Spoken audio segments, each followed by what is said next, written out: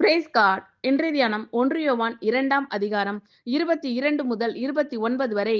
இயேசுவை கிறிஸ்து அல்ல என்று மறுதலிக்கிறவனே அல்லாமல் வேறே யார் பொய்யன்? பிதாவையும் குமாரனையும் மறுதலிக்கிறவனே அந்தி கிறிஸ்து.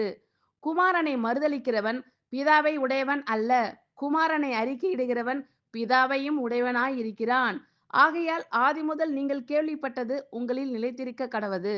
ஆதிமுதல் நீங்கள் கேள்விப்பட்டது உங்களில் நிலைத்திருந்தால் நீங்களும் குமாரனிலும் பிதாவிலும் நிலைத்திருப்பீர்கள்.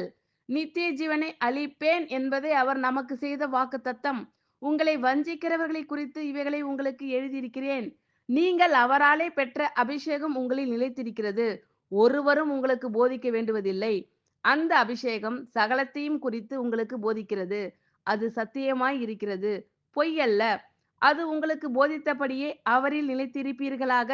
இப்படி இருக்க பிள்ளைகளே, அவர் வெளிப்படும்போது நாம் அவர் வருகையில் அவருக்கு முன்பாக வெட்கப்பட்டு போகாமல் தைரியமுள்ளவர்களாய் இருக்கும்படிக்கு அவரில் நிலைத்திருங்கள்.